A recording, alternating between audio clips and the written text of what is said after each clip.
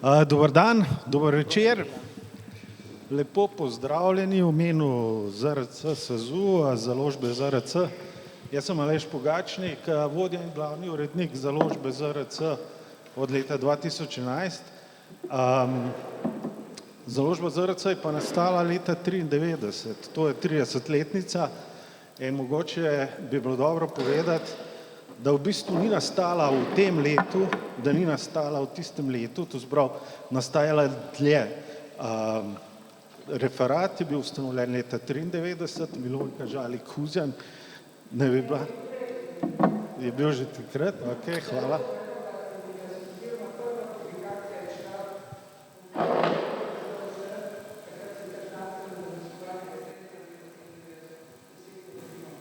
Aha, ok, hvala. V glavnem založba, kot založba ZRC obstaja od leta 1995, velik napredek je bil po letu 2001 oziroma 2003, ko se je reorganizirala, tudi kadrovsko ukrepila, dolga leta je vodil Vojislav Likar, prav tako tukaj, pozdravljen. In mislim, da se je v tem času, to se pravi do leta 2023, na različnih pozicijah založbe zamenjali kakšnih 20-30 ljudi. Vsi so tisti, ki so delali založbo ZRC, da ne bo pomote. Bili pa so to drugačni časi, sploh 30 let nazaj. Če se spomnimo takrat, nismo imeli telefonov, takrat so bili najboljši računalniki slabši od SIM kartic v naših telefonih, interneta tudi ni bilo, prišel tam šele nekaj 94 in vse je bilo pravzaprav tudi dojemanje knjig precej drugačno, kakršno je zdaj, 30 let kasneje. Tehnološke spremembe v tem času so bile tolikšne, da težko rečemo, da je knjiga ista pridobitev, kot je bila leta 93 recimo, ne. Zato smo se odločili, da današnjo debato o knjigi zastavimo malce drugače, da o knjigi razmišljajo tisti, ki se leta 93 niso rodili ali pa niso bili toliko stari, da bi imeli kaj dosti opravka s knjigami. In nanje gledajo drugače, sploh zdaj, ko so že postali razmišljujoči, odrasli in ki bodo pač prepričan sem oblikovali javno mnenje, tudi glede knjige v prihodnje. Zato bom predal besedo še enemu mladeniču tukaj, doktorju Borisu Kernu iz Inštituta za slovenski jezik Frana Ramovša, ki bo moderiral ta dogodek. Še enkrat hvala vsem, da ste prišli, sploh tistim, ki ste dejavno ustvarjali, soustvarjali založbo ZRC. Upam, da se boste pridružili tudi potem po tem formalnem dogodku in da poklepetamo. Izvolite. Hvala lepa.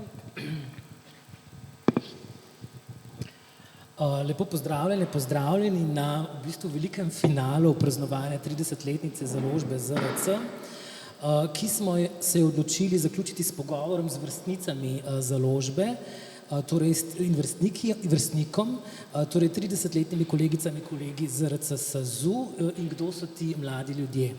Najprej se mi zdi primerno, da pozdravim zaposleno na založbi ZRC, to je Tamara Mateša. Od januarja letos je vodja knjigarne Azil, velika poznavalka in bralka knjig, knjižne produkcije, fenica Kristjana Novaka, je res. Zanj se sicer pravi, da je bralka, ki si je pisateljica, pisatelj ne želi, kaj točno s tem misli, bo verjetno povedala nekoliko kasneje. Potem je z nami Vesna Lipovnik, mlada raziskovalka na Filozofskem inštitutu, slovenistka, primerjalna komparativistka, zdaj doktorska študentka na podiplomski šoli ZRC SAZU, pesnica, aktivistka, nikoli ne pozabim, moja nekdanja študentka, in tudi sočlanica kolektiva Roza ZRC plus. Naj še povem v tem uvodnem delu, da je njena prva pesniška zbirka Roko razje je bila nominirana za več nagrad, med njimi za Veronikovo nagrado, nagrado za najboljši literarni prvenec Slovenskega knjižnega sejma, v okviru doktorskega študija pa se ukvarja s konceptualizacijo in predvsem z estetiko živalskega upora. Živjo. Z nami je tudi Ana Rebrc, je mlada raziskovalka na Inštitutu za slovensko izseljenstvo in migracije.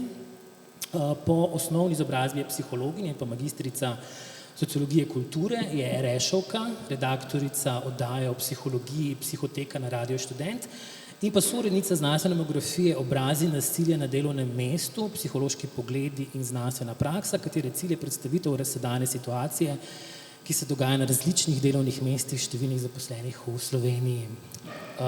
Potem pa še zadnji je Marko Senčar Mrdakovič, etnolog in kulturni antropolog ter germanist, ki deluje tudi kot mladi raziskovalec na Geografskem inštitutu. Antona Melika v svojem doktoratu pa se ukvarja z družbenimi razmeri v urbanem javnem prostoru, konflikti in sodelovalne prakse v starem mestnem jedru Kopra. So bile predstavitve v redu? Tako. Ste vi v redu? Ja.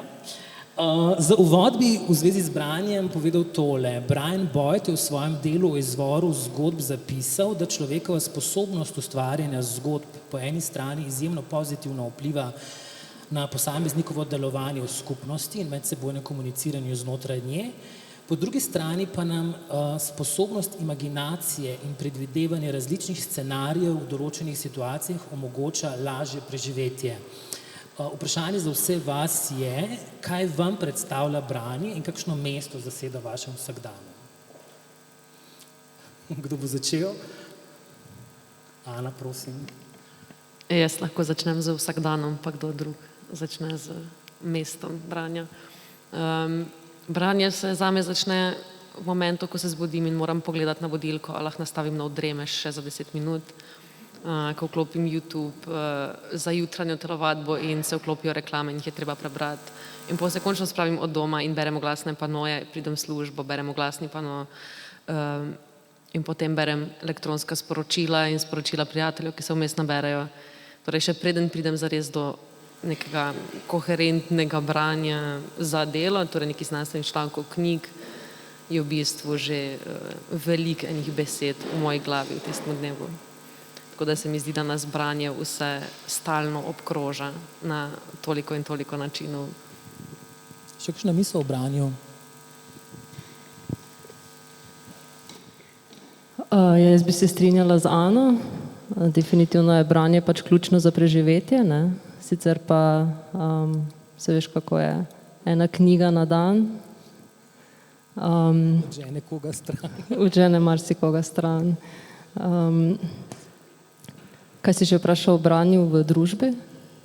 Kakšna je vloga branja ima v vašem življenju? Kakšna je vloga branja v vašem življenju? Ja, definitivno pač predstavlja eno od strategij preživetja. Mogoče Tamara, še kaj več? Ja, jaz v resnici še potem delam v knjigarni, tako da to preživetje. Večpomensko. Večpomensko, ja. Drugač pa odvedno in še vedno ena od mojih najljubših oblik preživljanja prostega časa. Poleg vsega, kar sta že povedali kolegici, ker mislim, da lahko 4 potrdimo. Mogoče sem začel zelo abstraktno, lahko začnemo tudi bolj konkretno. Kaj recimo trenutno berete, Marko? Ali pa v zadnjem času, recimo, kaj zanimivega prebranega? Trenutno berem v bistvu večinoma to, kar pišem sam, v bistvu samega sebe, ne? Ker moram stvari ene vdati. Drugače pa v zadnjem času večinoma znanstveno berem, znanstveno literaturo. Kaj leposlovnega? Leposlovje sem zaključil eno knjigo pred kakim tednom. Sem bral Narcis in Zlatoust od Hesseja, tako za sprostitev. Dobro. Tamara? Jaz trenutno, medtem ko čakam na 3. roman Kristjana Novaka, ki ne bi šel to jesen, trenutno prebiram Radmilo Petrović. To je ena srpska pesnica, ki pride naslednji teden na ITN, česar se zelo veselim in zelo priporočam, upam, da jo bomo dobili tudi v slovenskem prevodu. Lahko pa več poveš o tem dogodku? V resnici niti ne, vem, da se organizira nek zajtrk. Nisem bom samo udeleženka festivala. Dobro. Jaz sem rekla tako kot Marko, no, da itak je pač nekega delovnega branja ful, kar so pa navadi simultano pač več stvari hkrati. Drugače pa končujem prevod Moby Dicka, Hermana Melvilla, ki je tudi prevajalec nominiran za Sovretovo nagrado, Jernej Županič, in mislim, da je res super prevod naredil, oziroma ga posodobil, prvega itak naredila Mira Mihelič že pred leti. Tako da priporočam, no. To je neka taka kar ključna klasika, no, ki se mi zdi, da se tudi z vidika sodobnega dogajanja da brati na razne načine. No. Jaz sem v zadnjem času največ brala podnapise pri filmih, ampak razen tega pa trenutno začenjam knjigo How We Ceased to Understand the World. Avtorja se ne spomnim, lahko ga googlate ali pa ga poznate. V vmesnem času, ko ne berem znanstvenih stvari, ki jih moram in ki me izčrpa do te mere, da leposlovja preprosto niti več v roke ne morem vzeti od izčrpanosti, pa pol posežem po kakšni znanstveni fantastiki, tako da sem na zadnje Octavio Butler recimo brala. Dobro. Za katero knjigo pa bi rekli, da vas je najbolj zaznamovala? Ne vem, mogoče Ana, mikrofon je pri tebi. Mislim, da če je dobra knjiga, potem vsaka zaznamuje, ne? Tako da, Ampak vendarle so ene malo prelomne. Vsi želim brati knjige, ki me tako ali drugače zaznamujejo. Zdaj vprašanje je to v nekem smislu dela, pol bi lahko rekla Latourjeva knjiga Reassembling the Social, če bi rekla v smislu, ne vem, politične prebuditve, bi rekla autobiografija Angela Davis, če bi rekla, ne vem, področju literature, bi bilo pač spet kaj drugega, ne. A kaj bi recimo lahko Angeli Davis povedala? Ne? Torej, ne vem, če vsi poznajo, ampak se mi zdi, da je eno zanimivo delo. S čim je recimo tebe inspirirala? V bistvu autobiografija je napisana medtem, ko je bila v bistvu še precej mlada, potem, ko je FBI krivo obtožil umora in so jo v bistvu hoteli uloviti in dati zapor, kar jim naposled uspelo, in ona potem popisuje v bistvu svoje skrivanje pred ameriškimi organi pregona, kako so ji pač ljudje pomagali. Je izjemno zanimiva ženska, črnka, ki je živela v Ameriki v času segregacije in desegregacije in imela neko srečno otroštvo vseeno in dostop do izobrazbe, tudi pisala je doktorat v sklopu frankfurtske šole, ki ga ni končala, ker se je vrnila nazaj in pomagala pač pri Civil Rights Movement oziroma Black Power Movement takrat v ZDA. Potem so jo na neki točki obtožili umora, jo zaprli, pol se je sama branila, seveda, kot je to takrat bilo značilno, in pol popisuje tudi recimo stanje v zaporih, kar se mi zdi danes še posebej relevantno glede na stanje, ki ga ameriški zaporniški kompleks, mislim, do katerega stanja je zdaj prišlo, no? In do katerega v bistvu prihaja tudi recimo na evropskih tleh v trdnjavi Evrope in tako naprej. Tako da nek poljuden način, kako ona izobražuje sozapornice in kako se v bistvu ona znašla v tej situaciji s pomočjo solidarnosti drugih v bistvu. Marko, ti si germanist, verjetno imaš dober pregled nad nemško literaturo, te morda kaj iz nemškega polja nagovorilo posebej? Ja, v bistvu tako bi rekel, da sem prebral več leposlovja v nemščini kot slovenščini v resnici. In to brez sramu? Ja, zaradi študija je bilo pač tako, ker smo res mogli ogromno del prebrati. In definitivno mi je najljubše delo mi je pač Čarobna gora Thomasa Manna, s katerim sem največ časa preživel. Pač, pisal sem magistrsko nalogo o tem delu. Sem ga prebral v bistvu 4x 1000 strani dolgo delo. In to me je tudi verjetno najbolj zaznamovalo. Prejšnje vprašanje. V bistvu mi je bilo to delo zelo zanimivo, ker me je spominjalo na neko tudi antropološki vidik, ki me zelo zanima. Tako. Torej, Heseva Siddharta te je pa prav motivirala, da si šel tudi sam na potovanje v Indijo, je res? Ja, to v najstniških letih Siddharto sem bral od Heseja. Takrat mi je bilo zelo zanimiv, budizem je bil zelo zanimiv kot filozofija tudi. In sem potoval na Tajsko in sem obiskal tudi budistični tempelj. In ja. to na tajsko. Ja. Okay. Tamara? Knjiga, ki je mene najbolj zaznamovala, je ena klasika, 100 let samote, Gabriel García Márquez. Prebrala sem jo v gimnaziji in s to knjigo sem ugotovila, da se da tudi tako pisati očitno in da obstajajo tudi take knjige, tako univerzalne knjige, kot je recimo ta knjiga, ki je v bistvu knjiga o eni izmišljeni družini, o eni izmišljeni vasi, v eni izmišljeni državi, pa je v bistvu to lahko zgodba o mojih prednikih, o vasi, odkudar moji predniki prihajajo. Res toplo priporočam, če mogoče niste. Vesna?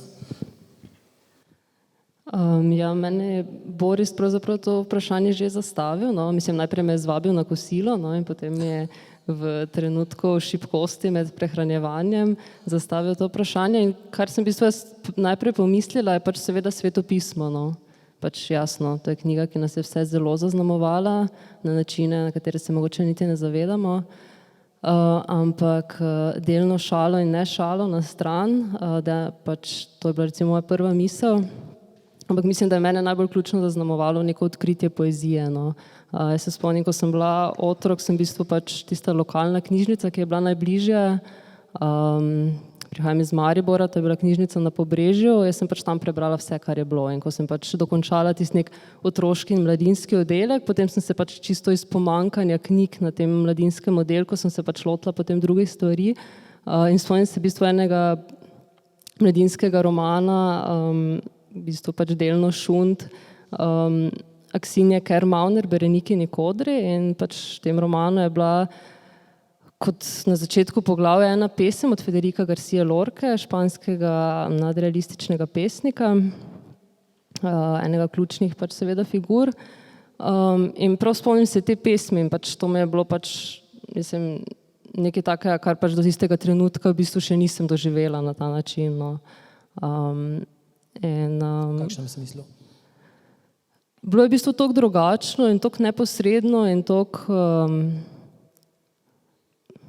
se še spomnim te pesmi, no, v bistvu je bila zelo kratka. Če umrem, pustite balkon odprt, deček pomaranče je, z balkona ga vidim. Kosec žito kosi, z balkona ga slišim. Če umrem, pustite balkon odprt. V bistvu je bilo samo to, no. In to me je bilo tako pač najboljše, kar sem tistega trenutka prebrala. No, lepo, hvala še za ta moment. Tamara, prej sem pa tebe prehitro spustil pri odgovarjanju. Torej, uvodoma sem rekel, da si izjavlja, da si tip bralke, ki si je pisateljica, pisatelj ne želi. Kaj točno s tem misliš? S tem mislim predvsem to, da jaz lahko knjigo z lahkoto spustim, kadar me ne pritegne, česar sklepam, da si pisatelji ne želijo. Nisem ta bralec, ki vztraja, ker mogoče bo pa čez 100 strani pa potem boljše ali pa zanimive. Ne vem, tako.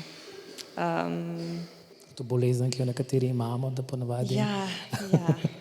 Ne vem, kako so moji kolegi s tem. Obratno.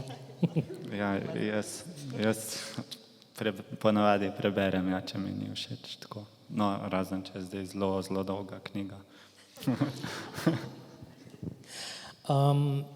Menite, da ima vaša generacija neke skupne literarne reference, ali je izbira tako ogromna, tudi literarna produkcija tako hiperproduktivna, ali pa mogoče tudi osebne preference tako različne, da je težko najti neko presečišče? Kaj menite? Ja, ko si mene to vprašal, vem, da sem rekla 5 prijateljev. Ne. Potem je podgovor ni jih. Če ni 5 prijateljev, potem ni. Kristjana Nova, ko smo 3 brali, tako da v bistvu je to neka skupna referenca. Jaz mislim, da bi lahko zdaj vzeli pol ure si pa poskušali najti knjigo, ki smo jo tukaj vse prebrali in ne vem, če bi prišli do tega vprašanja, ali smo vse prebrali knjige, ki so zdaj bile naštete. Recimo, ne, tako lahko rečem, da ne. Tamara, ti v bistvu imaš zelo pomembno vlogo na ZRC, ker v bistvu marsikomu tudi priporočaš branje, daješ domače branje. In s tem v bistvu na nek način se oblikuješ, kaj razmišljamo, o čem razmišljamo, kako razmišljamo. Zdaj, edina knjiga, ki sem jo pa jaz osebno od tebe dobil v branje, pa je bizarna letošnja top uspešnica Toxic, Eve Mahkovic. Kaj bi povedala v svoj zagovor? Ali me morda tako vidiš? V knjigarno si vstopil ravno v momentu, ko sva si knjigo izmenjali s kolegico Agato Tomašič. Bilo je neizbežno. V svoj zagovor bom povedala, da sem ti kmalu zatem predlagala eno veliko knjigo, za katero veliko bolj stojim, ki upam, da jo boš prebral, vem pa, da jo zdaj imaš doma na polici. To je pa materinska knjižica Katje Gorečan, ki mislim, da bi jo vsak mogel imeti doma na polici in jo tudi prebrati večkrat. Tamara, kaj pa je sicer tebi največji izziv pri tvojem delu? V bistvu ravno to, kar si zdaj povedal, to je res ena velika odgovornost v resnici. Največji izziv je to, da se pravi na police knjigarne postavim knjige, ki bodo našle bralce, upoštevajoč, da ta bralka ne bom jaz. Tako da to je pa to je nekaj, kar zelo rada počnem in nekaj, česar ne počnem sama in to mi je super. V resnici to počnem skupaj z vsemi svojimi sodelavci, krasnimi študenti, ki delajo v knjigarni, mladimi raziskovalci, ki stopijo v knjigarno, stalnimi strankami, ki jim težko rečem stranke, ker se v resnici potem vedno zadebatiramo in smo zdaj že stari znanci v resnici. Bi rekla tudi, da je to najlepši del tvojega poklica? Absolutno. Verjetno pa v knjigarno vstopi marsikakšna zanimiva oseba. Se spomniš kakšne anekdote recimo iz knjigarne?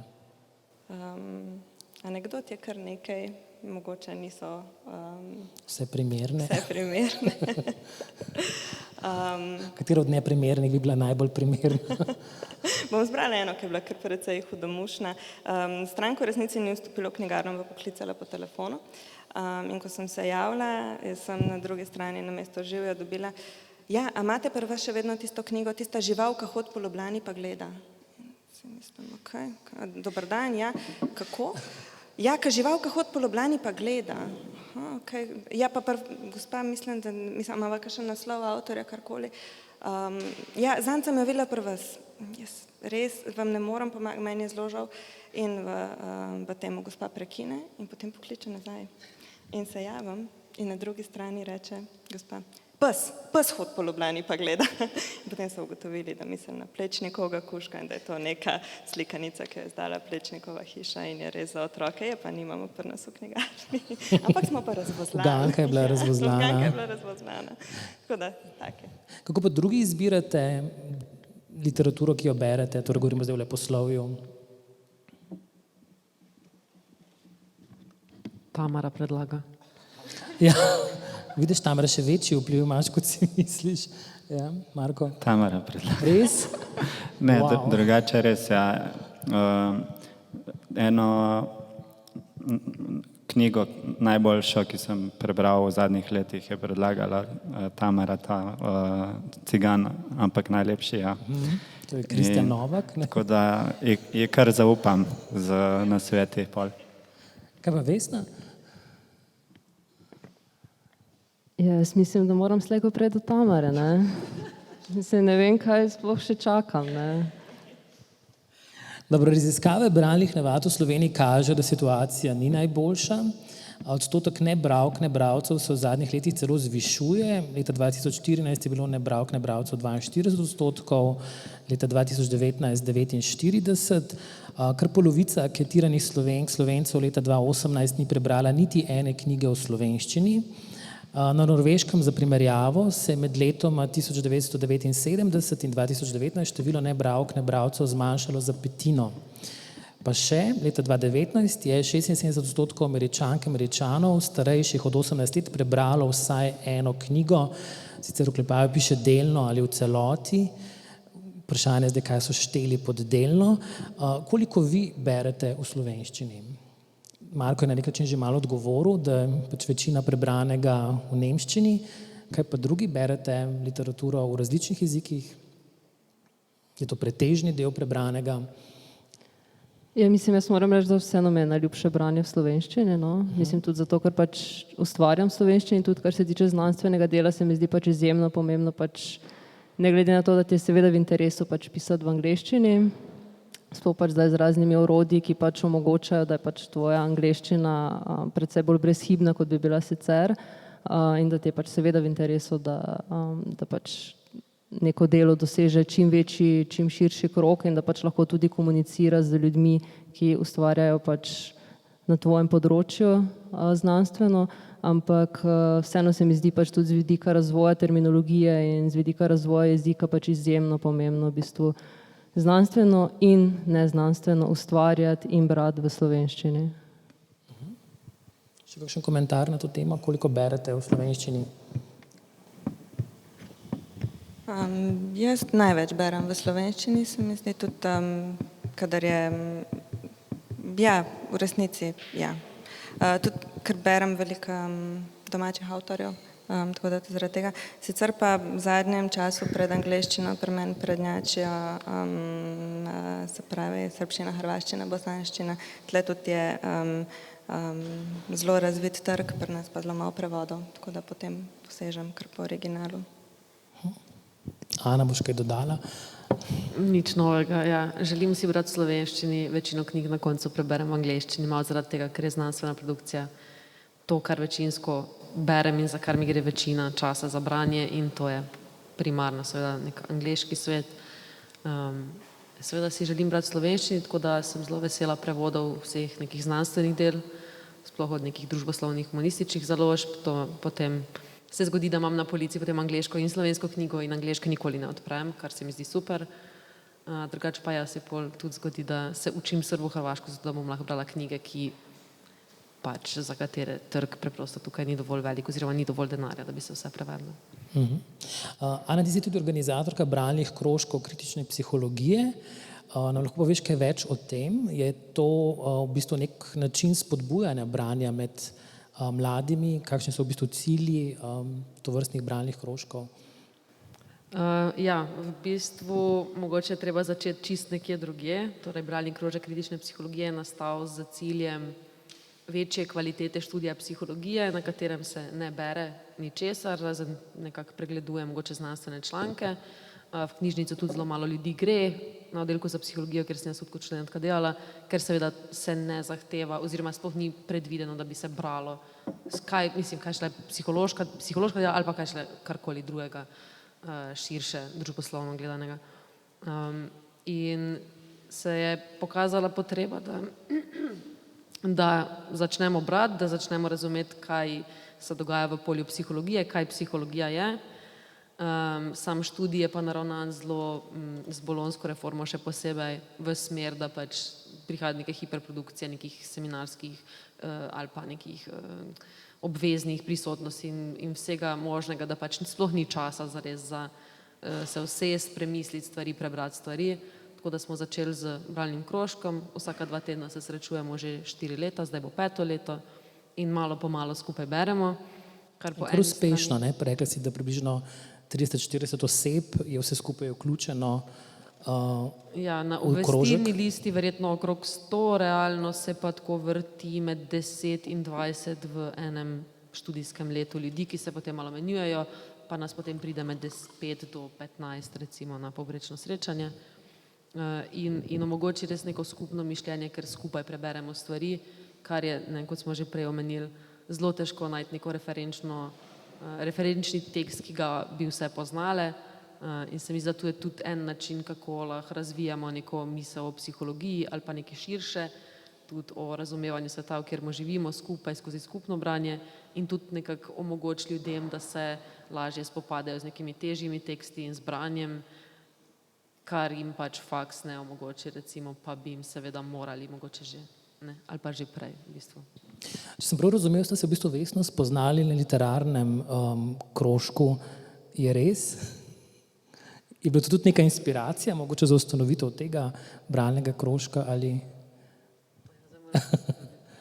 res je, spoznali sva se v srednji šoli na Cankarjevi čajanki, ki je potekala v mariborski čajnici ob nedeljah, kar je meni bil prikladen izgovor, da sem šla prej od doma in prišla prej v Maribor.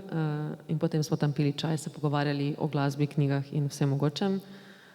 Ampak ja, verjetno je to bil kraj, kjer so se spoznali, morda pa že v srednji šoli. Ne vem, mislim, ne specifično tak, ker na tem literarnem krožku nismo zares skupaj brali. Je pa res, da sem bila del številnih drugih bralnih srečanj, bralnih krožkov, bralnih seminarjev, ki sem jih poznala iz različnih organizacij, kot je, ne vem, Socialistična študentska stranka Iskra, katere del sem bila na začetku študija, ali pa, ne vem, Inštitut za delavske študije, neke take stvari, ali pa različne skupine kolegov, ne vem, ki so skupaj brali Kapital, ali pa so skupaj brali razne težke stvari, ali pa so se skupaj lotili DLZ in Gatarija, ali pa veliko enih skupin. In na neki točki je meni v bistvu postalo jasno, potem, ko sem obiskala v bistvu v Manchesteru dva izjemna kritična psihologa, Eriko Berman in Iana Parkerja, ki sta me povabila, da se udeležim tudi tam bralnih seminarjev in raziskovalnih seminarjev z njimi, da je to precej preprosto. V bistvu jaz naredim nek list, napišem, brali bomo takrat in takrat ta in ta članek, naj pride, kdor pride, in potem jaz čakam tam pred tisto učilnico, nervozna, upam, da noben ne pride. Potem se ljudje pojavijo in ugotovimo, da nam je težko, ampak fino, in začnemo skupaj brati. Čist mogoče iz nekega tega egoističnega, jaz ne morem tega sama premisliti. Preveč obsežno je, da bi razumela, kaj je problem s psihologijo, rabim druge ljudi, s katerimi bomo skupaj to premislili. In potem je to rezultiralo v tem, da se srečujemo že 4 leta, da smo izdali že zbornik za prispevki, da smo imeli že 2 simpozija in tako naprej. Ta Cankarjev krožek še deluje? To pa mislim, da ne več, pravzaprav. Ja. No, je pa zanimivo, jaz bi dodala, recimo, zanimivo opazovati pravzaprav res to neko inflacijo bralnih klubov, ki se je pojavila v zadnjih letih. Recimo, vem, da Police Dubove ima to redno, ima tudi webinarje na to temo, potem recimo tudi Lud literatura je zdaj nekako to zaštartala. In se mi zdi, da pač se to pojavlja kot neka nova oblika tudi nekega, kako oblikovati neko skupnost, v bistvu, torej pač, da ne, branje, mislim, doskrat je branje tudi predstavljeno kot neko zelo samotno pravilo, kar je meni že v sami osnovi bilo v bistvu na nek način, mislim, jaz tega nisem občutila kot nekaj samotnega, ampak v bistvu kot nek način, eden izmed lepših in boljših in manj invazivnih načinov, kako si lahko z nekom skupaj. In ti bralni klubi pa se mi zdi, da pač nekako gredo tudi na to neko, na drug način spet na neko noto skupnostnosti, kar je pač neka, se mi zdi, agenda, ki se v zadnjem času precej pogosto tudi na pač že načine, ki seveda pač to besedo zlorabijo, pojavlja.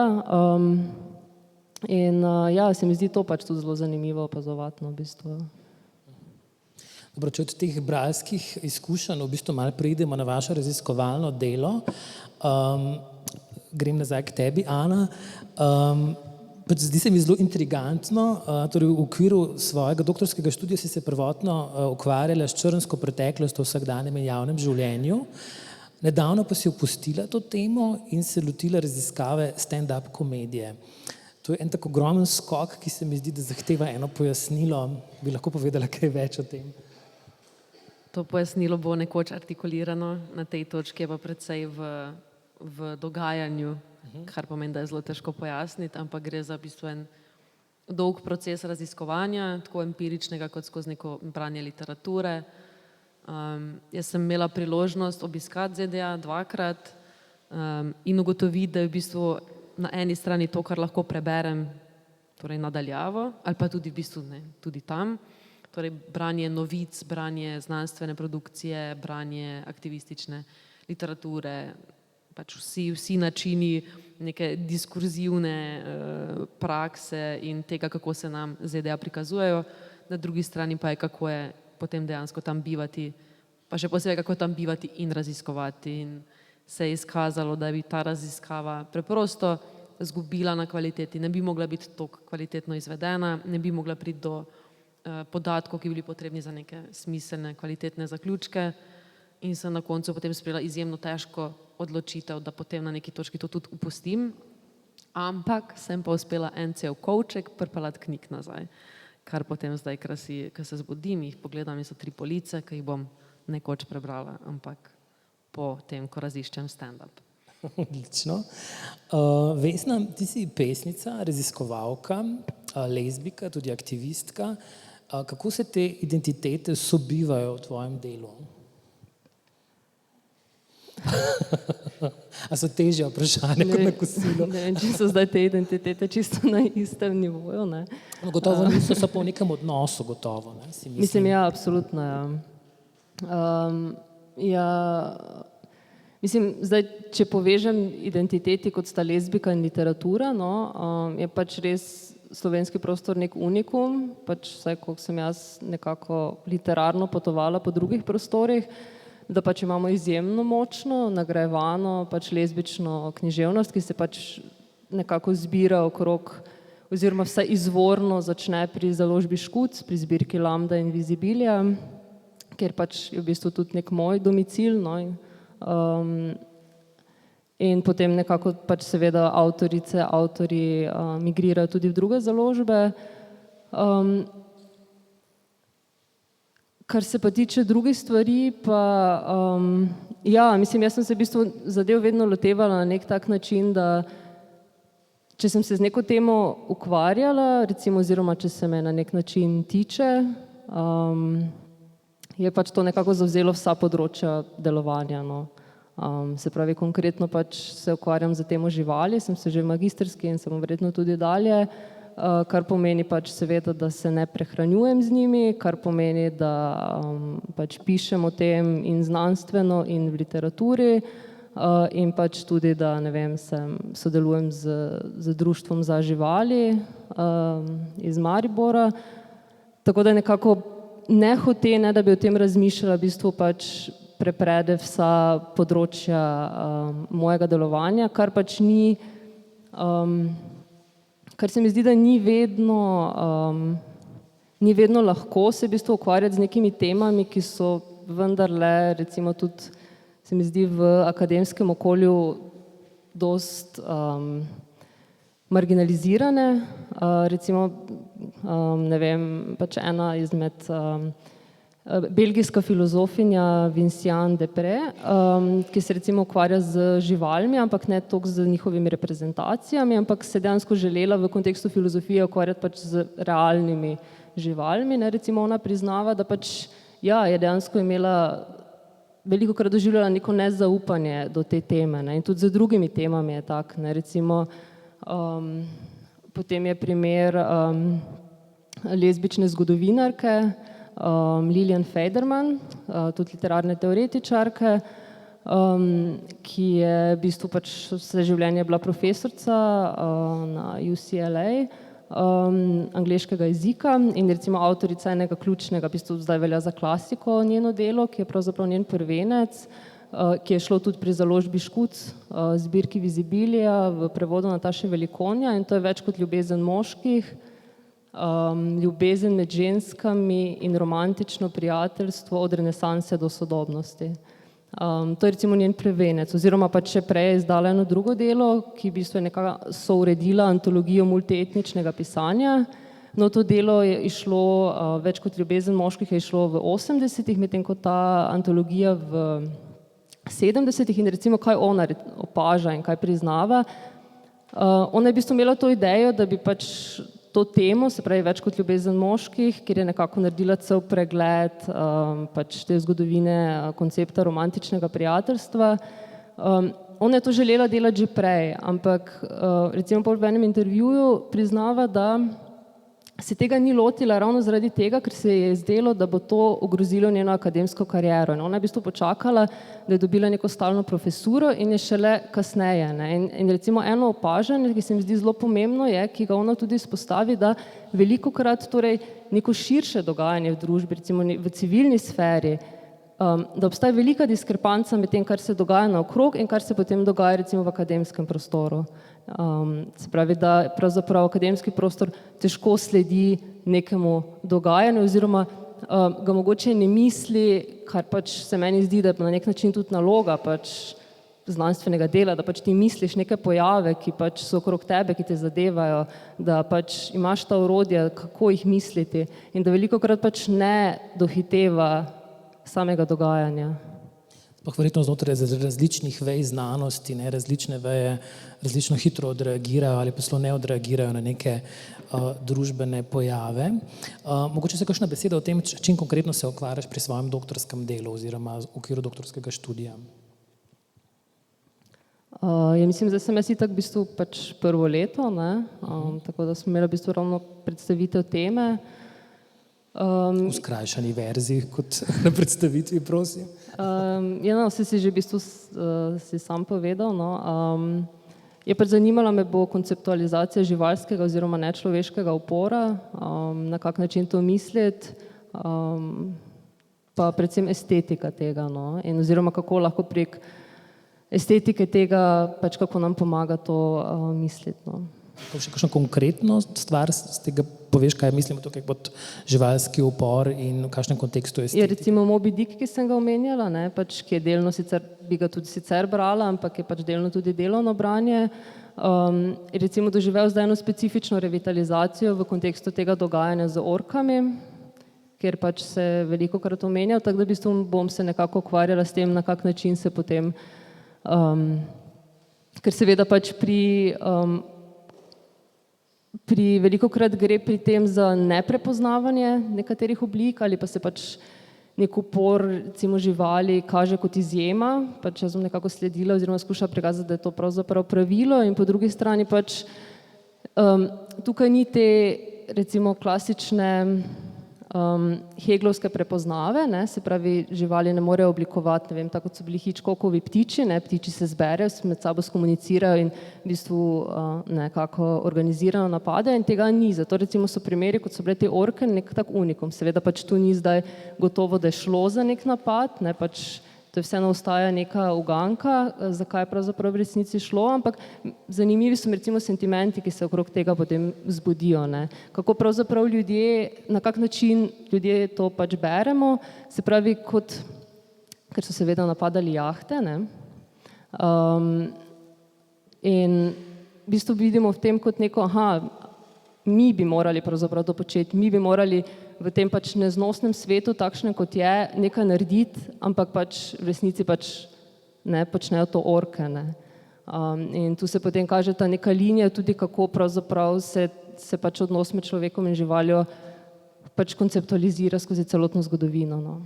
To bi recimo bil en primer, no. Marko, koliko tebe zanima ta družbena perspektiva, ne? Torej že omenil sem, da se v dizertaciji ukvarjaš z družbenimi razmerji v urbanem javnem prostoru. Lahko kaj več poveš o tem svojem vidiku? Jaz se ukvarjam v bistvu z družbenimi razmerji in družbenimi inovacijami v starem mestnem jedru Kopra. Do tell more. V bistvu me zanima sodoben razvoj tega območja. Temeljim na etnografskem raziskovanju. Etnografija mi je najbližje kot etnologu in kulturnemu antropologu. In Koper se mi zdi pač zelo zanimiv primer, ker obstajajo tako raznoteri vidiki razvoja, pač Koper kot zgodovinsko mesto, univerzitetno mesto, turistično mesto. In se mi zdi zelo tak zanimiv laboratorij za raziskovati. Sicer si pa neko raziskavo opravil tudi na Zelenortskih otokih, to je bilo prav gotovo neka zanimiva izkušnja, lahko kaj več poveš še o tem? Mislim, da je nemogoče ne povedati kaj zanimivega, sliši se zelo zanimivo. Je bilo zelo zanimivo, ja. To sem opravil v času do diplomskega študija. In v bistvu sem en mesec bival na Zelenortskih otokih, preučeval 2 kulturna centra na 2 otokih in me je zanimalo v bistvu postkolonialno razmerje, ker Zelenortski otoki so bili portugalska kolonija in v teh kulturnih centrih se izvajajo večinoma evropski projekti, torej vizije prihajajo z Evrope in jih v bistvu izvajajo tam domačini na Zelenoorskih otokih in me je zanimalo, kako ta pogajanja potekajo. Kaj si se pa čisto tako osebno naučil iz te izkušnje? Osebno sem se naučil najbolj to, da mi etnografsko delo zelo leži, da mi je zelo všeč in da bi to pač nadaljeval. Takrat mi je bilo to prva taka izkušnja etnografska in ja, to bi najbolj poudaril. Tamara, kje pa ti vidiš recimo izzive svojega dela? Kaj bi si želela doseči v tej sferi, kjer deluješ? Jaz bi za azilu bi prvošla večjo prepoznavnost. Mislim, da vsi pridno delamo na temu in da si ta knjigarna to v resnici zasluži. Tako da to čim več obiskovalcev, čim več bralcev. To tudi pomeni, da bomo naročali in zbirali čim več knjig in to je to. Tako da to. Še vprašanje za vas tri, kaj bi si pa vi želeli v znanosti doseči? Vesna.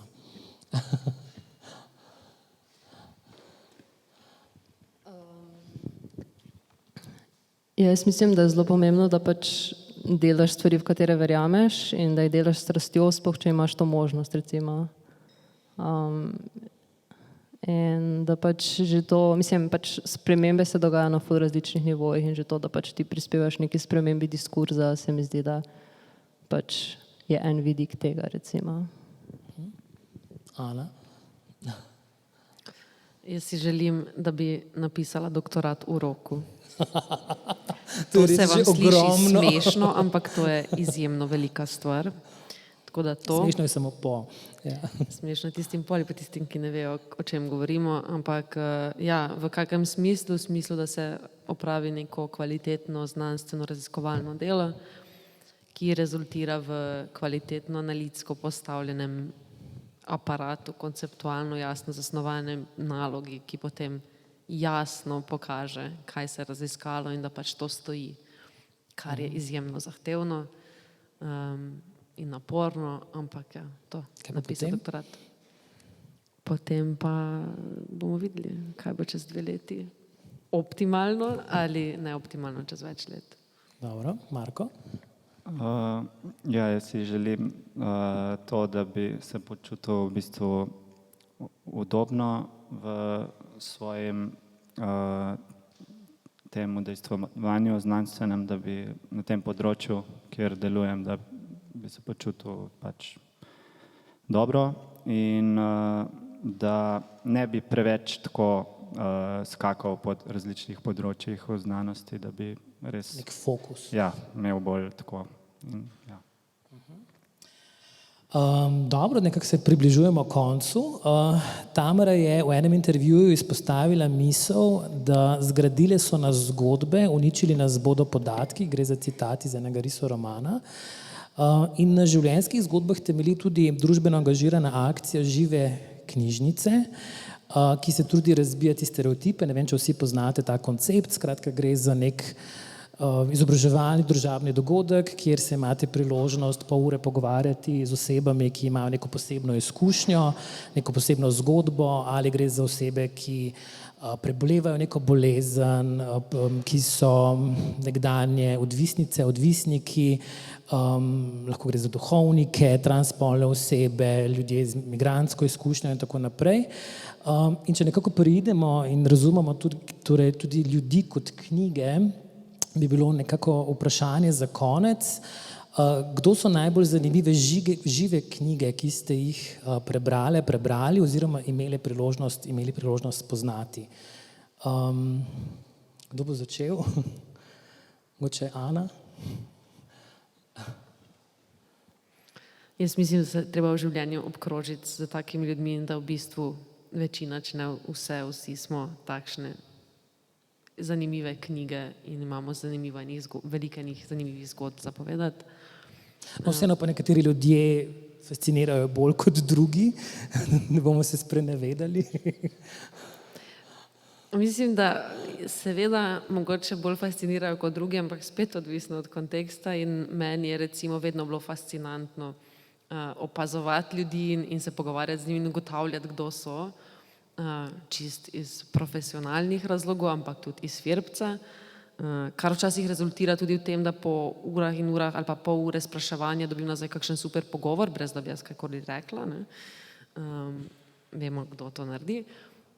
Če bi res mogla nekoga omeniti, ne, in imela sva ta pogovor na kavi, jaz nisem si zaslužila kosila, tako kot Vesna, ne bi rekla nobenega izmed prijateljev, seveda, ki so izjemno zanimivi ljudje, in sem potem nekako prišla do tega, da bi rekla, da je to Leon. In Leon se mi zdi izjemno zanimiva osebnost v Ljubljani in Lahko poveš malo več o tem, ker verjetno ga vsi poznamo, ampak ne vemo, če Leona vsi prepoznamo. poznamo in nihče ga ne pozna. Leon je gospod poznih srednjih let, ki se na kolesu s čepico na glavi boso nog prevaža po Ljubljani. Vidimo ga na tržnici, ko se ta zapira, vidimo ga veliko v kinoteki, pred časom je zahajal tudi v kinodvor ali pa po mestu. Zakaj se ti zdi fascinanten? Tako zanimiv človek, brihten, veliko časa sva preživela skupaj, ko sem kot študentka delala za šankom v kinodvoru in kinoteki, reševala kvize in poznala vse zastave sveta. To je bil zelo dolgočasen kviz za reševati z njim. Tako, spila sva skupaj kak kozarc, rad pije kakao z riževim mlekom. Tako, tak. Dobro. Marko, boš ti tudi konkreten ali boš imel tudi daljši uvod?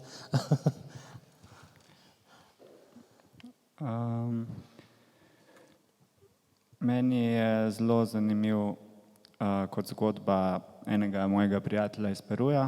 V bistvu so se spoznala v Berlinu na poletni šoli v nemškem jeziku. In od takrat sva pač prijatelja, čeprav se vidiva zelo malo, ampak si piševa maile in tako.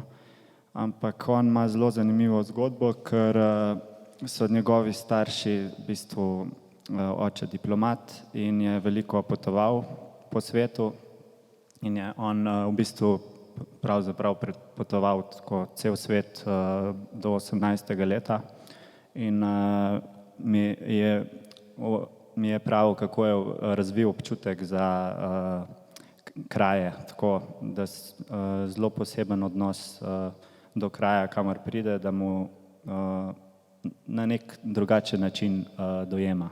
Ja. Dobro. Tamara, kdo je tvoja najbolj zanimiva knjiga oseba, knjiga človek? Medva sva se tudi to pogovarjala, pa sem izstrelila, se mi zdi. To je moj oče. On vsaj poleg svoje zgodbe nosi še zgodbe nekih ljudi, ki se jih jaz ne spomnim ali sploh nisem poznala, nekih ljudi, ki so prek njega postali moji, čeprav so to vedno bili, tako da. Upam, da se mu zdaj kovce nekje na morju. Pa zelo lepo, ne, da te nekomu torej iz najožjega kroga, da si izbrala ravno to osebo. Vesna? Ja, jaz tudi nimam nekih dilem, no, tukaj je definitivno so bili to vse psice in vsi psi, ki so živeli z mano in še živijo. Dobro, zanimiv odgovor. Dobro, jaz bi na tej točki v bistvu zaključil s našim pogovorom. Zahvaljujem se vsem gostjam, gostu za zanimiv pogovor in seveda veliko uspeha, predvsem in zadovoljstva v prihodnje, tudi s pravočasnostjo pri pisanju doktorata. Na koncu bi želel čestitati vsem zaposlenim na založbi ZRC in zdi se mi primerno, da jih tudi naštejem. Torej Anita Abram, Barbara Borovnik-Filipič, Gašper Gabrielčič, Igor Lapajne, Tamara Mateša tukaj prisotna, tudi Irena Naglič je v tem sklopu, Ciril Oberstar, Nina Semolič, Barbara Šuštar, Marko Zaplatil in vodja Aleš Pogačnik. Seveda gre zahvala vsem tudi nekdanjim zaposlenim na založbi, ki so nedvomno pomemben del te 30-letnice. Moram na koncu dodati osebno noto, torej absolutno opravljate zelo pomembno delo, omogočate komunikacijo med znanostjo in različnimi javnostmi s celim nizom izdaj, ki nedvomno tudi spreminjajo svet. Glede na to, pa, da imamo med današnjimi gostjami tudi in gostom pesnico, si težko zamislim boljši zaključek tega pogovora kot s pesmijo. Torej, lepo prosim Vesno Leponik, da nam prebere pesem za zaključek tega slavnostnega kramljanja. In preden se Vesna pripravi, naj še opozorim, da sledi potem v zadju torta in pa kozarček penine. Vesna? Ja, hvala, Boris. Nikogaršnja cev. Večstanovanjska hiša, poči cev, kaplja stropa na hodnik. Fabio pravi, da je skupna cev, ker je njegova cev. Ne, pravzaprav reče, da je sosedova cev. Sosed pravi, da nima tam kopalnice, ampak nima nič proti, če je skupna cev. Rumeni jopič bi rušil strop. Hiša razpada, hiša se podira. Bučarka izklopi vodo, kliče soseda Šakanoviča. Sosed je na obisku pri bratu Vukojebini. Rumeni jopič ne mara Šakanoviča. On njemu nič ne verjame. Bo treba rušiti strop. Voda kaplja stropa na hodnik. Stojimo na hodniku, gledamo vodo, strop, voda kaplja. Zgodaj zjutraj nekdo počisti vodo, Asmira ali pa Tamara. Kaj pa tale Japonka nasproti, ki sploh ne plačuje za vodo, ki sploh ne odpre vrat, čeprav je luč v kopalnici in luč v drugi sobi in luč. Soseda Bučarka pravi, da ko je pri njej dol teklo iz Tamarinega stanovanja, je Tamara rekla, naj kar ona plača. Cev se s hodnika preseli na telefone. Rumeni jopič hoče vodo, ker dokler jo še imamo. Nataša kliče iz Bruslja, Šakanoviča, Tamaro, cev. Nikogaršnja cev. Nikogaršnja voda v nikogaršnji cevi, ki pušča v nikogaršnji hiši, nikogaršnje. Cev od vseh je nikogaršnja cev. Nataša grozi z upraviteljem, zakonom. Cev je zdaj na Messengerju. Bučarki na punce je naročila galone vode, čeprav voda teče iz pipe, voda iz cevi, voda v koritu, na hodniku, voda. Ta hiša je vlažna, pušča, ne, cev pušča. Voda iz cevi, telefon, voda, teče. Bučarki na punce je takoj naročila vodo, po telefonu, galone vode, če rabimo, če vode več ne bo, če bo voda zaprta, voda teče. Ampak če rabim vodo, oni dve imata vodo. Zvečer se zberemo na hodniku in gledamo vodo, kaplje vode, vsak sam in skupaj, povoden. Po noči se iz stanovanj plazimo na hodnik. Najprej prisluškujemo, da tisti, ki je na hodniku, odide, da si lahko sam z vodo, da je lahko vsak sam z vodo na hodniku, ki teče. Hvala. Hvala.